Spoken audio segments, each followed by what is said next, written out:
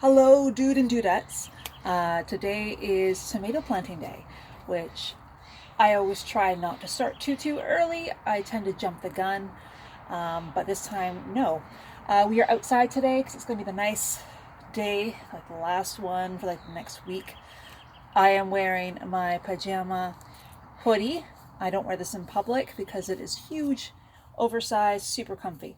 But what we're doing is getting our tomatoes out first and foremost. I've already made up their little tags.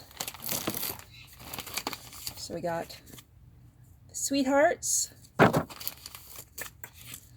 Golden Nugget, Sugary, and the new one for the year, Red Robin. And those are the ones we're doing this year.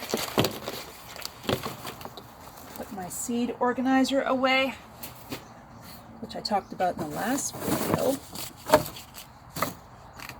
Okay, now what we're using to start the seeds this year is something I got from Lee Valley, and it's the automatic watering, and this is a size 24. I got the idea from Laura from Garden Answers. She has a different kind that I can't get in Canada. So this is the one I went with. It is a heavy duty styrofoam type material. It's a lot stronger than most styrofoam that you'd have for packaging. Comes with a little information packet on there, as well as French and English of how to put it together. It's pretty simple to put it together. I didn't even know the instructions were there at first. You have these guys in the bottom.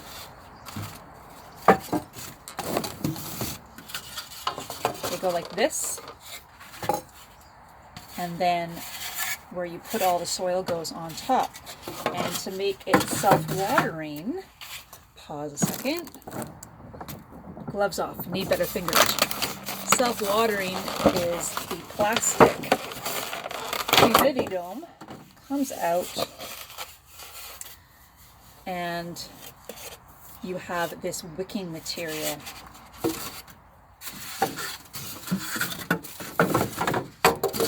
So the wicking material, there are notches here. And there's 4 different notches that go perfectly with my mat. So as most people, I'm not the most patient person, but you gotta be for this. Threading the needle. It is worth it. I have tried these out on I tried the 12 pack, not the 24 to begin with, to make sure it was worth the money and the shipping. And it was, especially since there is a coupon for free shipping for Lee Valley. I'll tell you at the end of this video. It came from Ontario, so it took a little longer to get to British Columbia, where I am. However, it was about 2 weeks.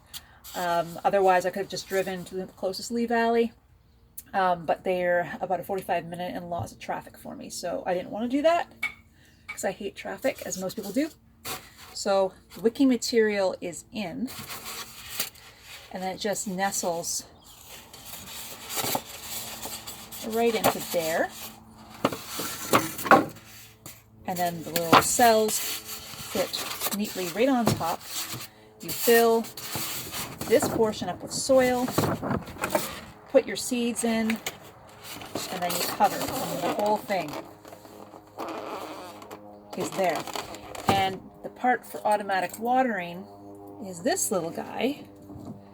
It has a max fill and a min fill line, and then inside is this little red line that floats with the water, and that goes right in this corner here. And when there's water in the bottom, that little red thing will go up and down to let you know where the level is at, if you have to refill or not.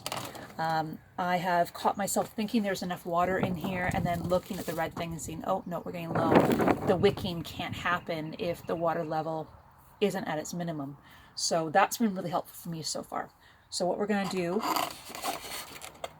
take that lid off. That's all settled, ready to go. I have my seed starting mix here, and this is more fine than potting mix. It allows for the seedlings, their teeny tiny little roots, they don't have to fight, so they can just put their little guys out, the little tiny tendrils out, and find their spot in this world. And then it goes through all the soil and has a lot easier time breeding and doesn't get suffocated by all their, it doesn't get overwhelmed by all the moisture in a more dense potting soil. And how I do this, and most people do it, is if you have, you know, a full portion that you're going to need to use, what you do is you hold aside about 1/5 of that to make sure that you're not overwatering this. You add your water, mix it up, and if you've ever done shortbread dough before, where you have to make a ton of flour except butter and then become a nice crumbly mixture, it's similar. If you overwater this, there's too much. You need it to be light and fluffy, but when you squeeze it, it's supposed to stay in that one shape, but then easily crumble if you poke it. If you squeeze it and water comes out, there's too much liquid. And if you've done that by accident, and we all have, that's why you saved aside about 1/5 of that dry seed starting mix. You add a little bit of that at a time, mix the whole thing up until you get the consistency you want, where you can squeeze a handful, it goes into a clump, it doesn't drain out when you do that, but you can still poke it apart easily. So this is perfect. Oops. Put the lid down for a second. Working on a small potting bench my father made for me for my birthday last year. Thanks, Dad. So just put a little bit to start. Try not to make a huge mess, but it's impossible not to. I like to have some sort of a towel or something underneath. I right now have this reusable plastic wrap covering this table bench, so I can just sweep it off into my bowl and start again. And so I just fill these cells till they're visually full, and then I go and I tamp it down.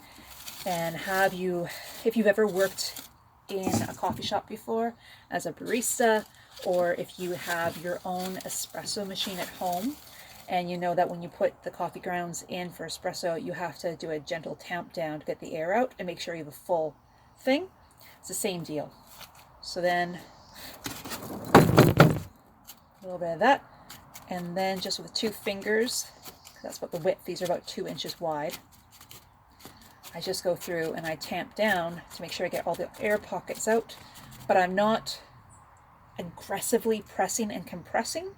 I'm just gently going through, and that's going to leave it nice and light for the seedlings still, but not airy. So we finish the rest of it on top, a nice base.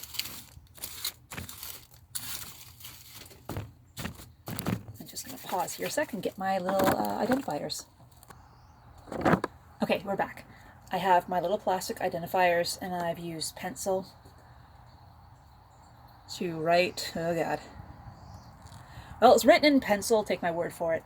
The sun is just not being helpful right now. But I've written in pencil what is going to be in here.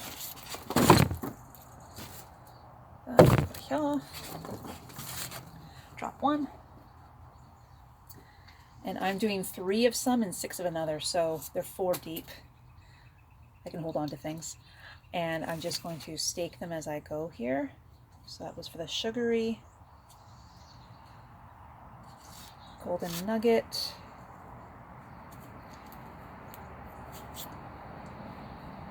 red robin,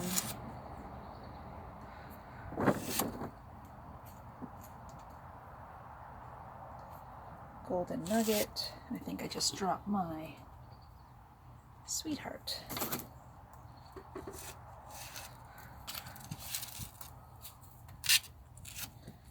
There we go. So tomato seeds are one of the easiest things to grow. Their germination rate is crazy. I was watching a video a few years back. I think it was M.I. Gardner, and no, can't remember who it was now. But they had found a seed that was from somebody's grandmother's garden or something to that effect. It was over 90 years old, and they were able to germinate it. I always thought it was very difficult to germinate your own tomato seed, so I never did it until a couple of years ago. Would have been 2016, 2017, because I was afraid of, screwing up. And the only thing holding me back is that I didn't have a grow light system, and that can be simple. I got the Fiat system, just 2-foot long light from Home Depot. I think it cost me about 60 bucks. I hung it on a piece of string so I could pull from the center and tie it off so I can have it as high or as low as I want against my seedlings. And that made all the difference. I don't buy tomatoes anymore because why would I when they're so easy to grow? So that was amazing. And then that also led to starting things indoors like flowers that aren't sold in my area, and that started this whole addiction in a way. So I'm going to pause. I'm going to open up the tomato containers because my fingers are numb. I have to warm them up a bit first. One sec. Okay, so I got my golden nugget up first. And what I tend to do is I just make a little tiny trench with my finger. The logic and the wisdom out there is that you only bury them unless they specifically need light to germinate. You only bury them twice as deep as the width of the shell, and so, or the seed, sorry. So these guys are very small, so I just make a little tiny trench, pop them in there. I usually do 2 if I have enough seeds. So I do 1 in one corner and 1 in the other, and that way I can guarantee I get germination of something, most likely. And I only have to use, for this instance, if I want to get 8 seedlings, I only have to use 4 sections. And when they get potted up later on and get bigger, then I can use bigger containers. But at the moment, I save space in my very tiny grow area. And it is almost March 1st right now, to give an idea of where we're at.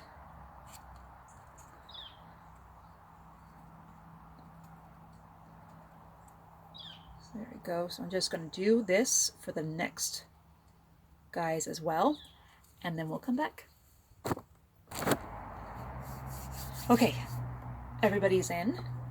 I can't feel my fingers anymore, which is super fun. Now, what I got here is Vermiculite. And Vermiculite is, if I remember correctly, a volcanic product. It is really good for absorption of moisture, and so it keeps a nice moist level on there. I'm actually going to try it this year when I seed my carrots, put a little bit of a layer on that as well. It's not good if your plants want to have light to germinate, but if you're trying to keep moisture in and keep the algae from growing on top, this is a good idea as well. So I'm just going to take a little bit. It's very floofy, so if it's a windy day, and my day today is a little windy, perhaps this should have been done inside, but it wasn't windy when I started. So I'm not doing it super, super heavy. I'm still seeing the brown soil underneath.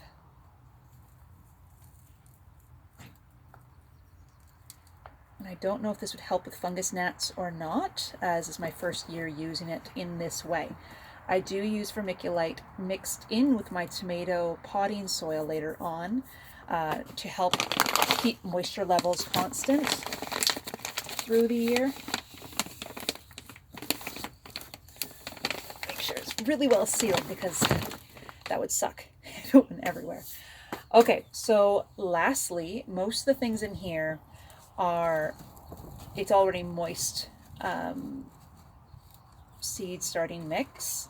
So all I have to do is to fill up that little water area I was talking about earlier, the reservoir. So give me one moment, I'll go grab the watering can. Okay, so there we are. I have my watering can here. And the little water indicator can also go in this front corner. There's 2 spots. Both areas have these little dippy areas right here, and that's for putting the water in. I would recommend, and learning this from experience, when you add the water, do so at the location that this is going to remain at, because it does get a little hard to walk with without it going everywhere. So for demonstration purposes, I'll put a little bit in now so you can see this guy start to go up. And this one holds quite a bit of water. Come on.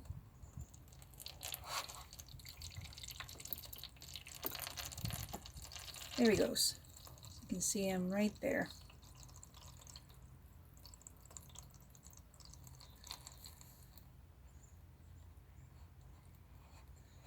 That's about as far as I would fill it now, because I still have to move it. But yeah, that's all you need to do. And then lid. And the nice thing about this Lee Valley system too, on their website it says this as well, but you don't need to have a heat mat. And oftentimes I've been using heat mats before, and I'll get my tomatoes in 4 days. But this one you do not need a heat mat. You just put it into a warm room, and the styrofoam helps keep everything level as far as heat goes. There's less of a drop like there would be with plastic in the evening. It stays pretty consistent, and that is the name of the game. So go out there, grow your own tomatoes. Don't be afraid to try it. Worst case, you get some nice tall leggy seedlings, which I will talk about in a different video, because they are totally fine. Of all the things that could be leggy, you think it would be a bad thing, it's not, because that entire stem, if it's put deep under soil, it's not going to rot like you think. It actually produces roots along that entire long leggy stem. So you're okay. You can do it a window if you want without lights. You're still okay. So we'll talk about that a different time. All right, have a great day, guys. Happy gardening.